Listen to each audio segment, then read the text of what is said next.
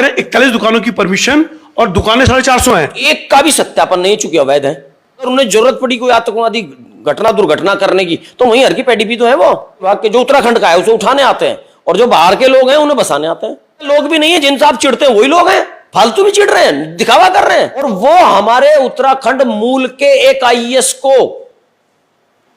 कुंभ में धमका कर चला जाता है, और उसके चेले चपाटे तो कहते हैं कि हमने पिटाई करी उसकी। इन्होंने उसे गलत काम करने से रोका था, मेलाधिकारी ने। हाय, मैं रवि के बिंदास बोल में आपका स्वागत है। हैरानी हुई आपको ये इंटरव्यू की झलकियां देखकर? पूरा इंटरव्यू आप देख पाएंगे। उत्तराखंड मूल के आईएएस अधिकारी को उत्तराखंड राज्य के ही हरिद्वार के हर की पैड़ी के बगल में जो पार्किंग है वहां पे एक बाहरी मूल का ठेकेदार धमकाता है, और आईएएस अधिकारी कुछ नहीं कर पाते हैं। ये उत्तराखंड की पीड़ा है। गलती किसकी, अपराध किसका? फिलहाल ये इंटरव्यू सुनिए। अभी कल मैंने एक शिकायत की सिंचाई विभाग के चीफ को।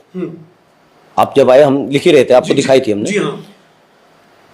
हरिद्वार का जो मेला क्षेत्र है उसमें 2-3 हजार दुकानें होंगी, और अलग अलग पार्किंगें हैं, अलग अलग परमिशन है। जो सबसे हाईएस्ट परमिशन है वो 41 दुकानों की है, 45 दुकानों, और वहां 450 से ज्यादा दुकानें हैं। मतलब आप कह रहे हैं 41 दुकानों की परमिशन और दुकानें 450 हैं, उस एक पार्किंग की, यानी वो अवैध है। अवैध है। और उन अवैध पार्किंगों में इतना बड़ा खतरा, एक का भी सत्यापन नहीं, चूंकि अवैध है।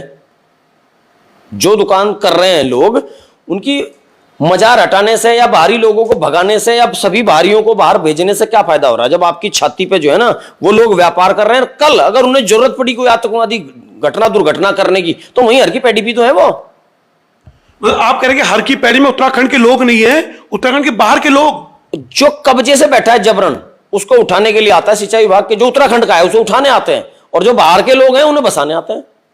और उनमें एक का भी आप सत्यापन दिखा दें मुझे तो मैं मान जाऊंगा। क्यों नहीं करता सत्यापन? सत्यापन करो ना, पता लगेगा कि उत्तराखंड के नहीं है, पता लगेगा कि वो आपके पसंदीदा लोग भी नहीं है, जिनसे आप चिढ़ते हैं वही लोग हैं, फालतू भी चिढ़ रहे हैं, दिखावा कर रहे हैं, कमाई उनकी करवा रहे हैं, और हमारा बेवकूफ बना रहे हैं, हमारे भोले भाले लोगों का बेवकूफ बना रहे हैं धर्म के नाम पे, और कमाई उनकी करा रहे हैं। मतलब हर की पैड़ी के क्षेत्र में जो है अधिकतर लोग बाहर के लोग यहाँ पे, और बिना सत्यापन 90% बाहरी मूल के लोगों की अवैध दुकानें हैं। हर की पैड़ी क्षेत्र का मतलब वो प्रॉपर्टी वाली दुकानें नहीं, जो पार्किंगों में मेला क्षेत्रों में लगाई गई है। 90% बाहर के लोगों की दुकानें हैं, एक का भी सत्यापन नहीं है। वो अपराधी हैं, आतंकवादी हैं, हिंदू है कि मुसलमान है कि एससी है कि ओबीसी है कि जनरल है, क्या है, कुछ नहीं बता नहीं कह सकते। आप बता दो कोई रिकॉर्ड हो, अभी आप कैमरा लेके चलो, आप दिखा दो सारा बाजार लगा हुआ, ये कहेंगे लगी हुई नहीं दुकान, नहीं तो लिख के भेजते हैं, साफ है मैदान।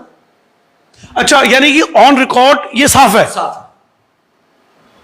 अच्छा, यहां पर कोई ऐसा नेता और छवि खराब हो रही है उत्तराखंड की, हरिद्वार के लोगों की, उत्तराखंड के लोगों की छवि खराब हो रही कि ये लोग पार्किंगों में पिटाई करते हैं, ये लोग यात्रियों को दुखी करते हैं, ये यात्रियों की बहन बेटी छेड़ते हैं। वो है ही नहीं, उत्तराखंड के लोग है ही नहीं, वो हरिद्वार के लोग है ही नहीं, वो तो बाहर के लोग हैं, अधिकारियों के रिश्तेदार हैं, बसाए गए हैं जो अधिकारी हैं फिलहाल मौजूदा समय में। जो ये उत्तराखंड की बात करते हैं हम लोग, हरीश रावत जी ने उत्तराखंड की बात करी, हमारी सरकार भी बात कर रही है, सब दिखावा, वोट लेने का, और वोट लेते रहेंगे। अरे हमारे बच्चे कल इनकी नौकरी करेंगे, ये जो आज व्यापार कर रहे हैं, ये जो हमारे लोगों को हर सुविधा परोस के, मैं उन सुविधाओं का नाम नहीं लूंगा, हर सुविधा परोस करके हमारे सक्षम लोगों को अपना व्यापार बढ़ा रहे हैं, कल हमारे बच्चे इनके नौकरी करेंगे और इन्हें हर सुविधा देंगे, देनी पड़ेगी, मजबूरी गरीब आदमी की। बुरा भी लगता है उन लोगों को, या तो गाली ना दें, हमें बुरा इसलिए लगता है जिन लोगों को गालियां दे रहे हैं, जिन लोगों को बदमाश बता रहे हैं, उन्हीं को काम दे रहे हो आप। उत्तराखंड के मैदानियों से आपको चिढ़े, पहाड़ के लोगों को दे दीजिए। रहे तो उत्तराखंड में, पहाड़ पर रहे, प्लेन में रहे, कम से कम उत्तराखंड के लोगों के पास तो रोजगार रहने चाहिए।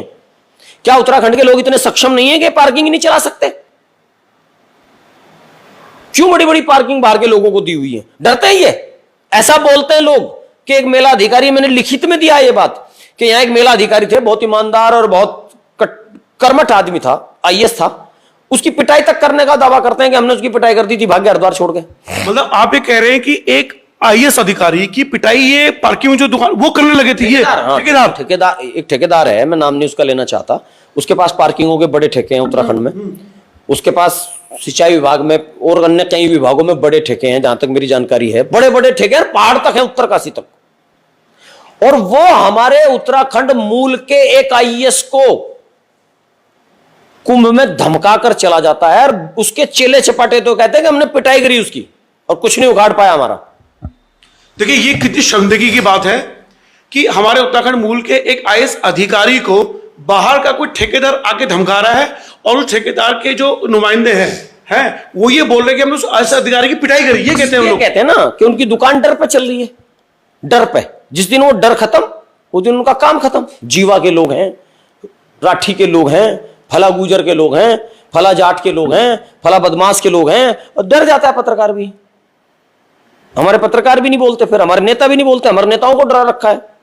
अच्छा, यानी कि इनको लगता है कि डरा और किसी बाहुबली का साथ नहीं, मैं बता रहा हूं आपको। हमारे पत्रकार भाई हिम्मत करें, कोई बाहुबली इनके साथ नहीं है।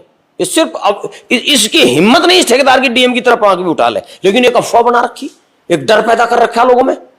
लेकिन उस अधिकारी को नहीं पीटा गया हो, लेकिन धमकी भी अगर दी उसने तो उस अधिकारी ने कुछ किया नहीं। उसमें जहां तक हमारे संज्ञान में बात आई, इन्होंने उसे गलत काम करने से रोका था मेलाधिकारी ने। लेकिन उसको ब्लैक लिस्ट करने की बात भी कही थी, उसको दंड देने की बात भी कही थी, लेकिन जहां तक जानकारी है कर नहीं पाया उसके खिलाफ कुछ। देखिए ये हमारे आईएएस अधिकारियों के हाल हैं कि उन्हें धमकी दिए जाने के बावजूद उन्हें ब्लैकलिस्ट नहीं किया जा रहा है, तो कैसे रुकेगा पलायन। उम्मीद करता हूं ये इंटरव्यू आपने पूरा सुना होगा। और भी कड़ियां पेश करूंगा उत्तराखंड में हो रहे भ्रष्टाचार की संजय खटाना जी के साथ। हरिद्वार के हर की पौड़ी के बगल में पार्किंग क्षेत्र में एक बाहरी ठेकेदार हमारे आईएएस अधिकारी को धमकाकर चला गया, और चला तो क्या गया, वो अभी भी यहां ठेकेदारी कर रहा है और हमारे आईएएस अधिकारी का ट्रांसफर हो गया है। फिलहाल दुख इस बात का है क्या सरकार कोई जानकारी है या नहीं, आखिर ये मिली भगत किसकी है, वो ठेकेदार किसके पीछे इतना उछल रहा है, कौन है वो जो उस पर अपना हाथ, अपना आशीर्वाद और चिरंजीव होने का आशीर्वाद दे रहा है। फिलहाल रवि के बिंदास बोल उत्तराखंड में हो रहे भ्रष्टाचार की हर कड़ी आपके सामने पेश करेगा। उम्मीद करता हूं कि आप जागेंगे, अपनी सरकार को चेताएंगे कि ऐसे ठेकेदारों को बाहर भेजिए, हमारे आईएएस अधिकारी का सम्मान लौटाइए और उत्तराखंड के मूल लोगों को ही रोजगार दिलाइए। बाहर के लोग आ रहे हैं, लाखों करोड़ों रुपए कमा रहे हैं, राजस्व की हानि वही लोग करवा रहे हैं, टैक्स नहीं दे रहे हैं वो लोग। और हमारा उत्तराखंड का पहाड़ी व्यक्ति भूखा प्यासा पलायन को मजबूर है। जिम्मेदारी किसकी, सरकार की या अधिकारियों की? फिलहाल रवि के बिंदास बोल देखने के लिए शुक्रिया। जय उत्तराखंड। शर्मिंदा हूं बहुत ज्यादा।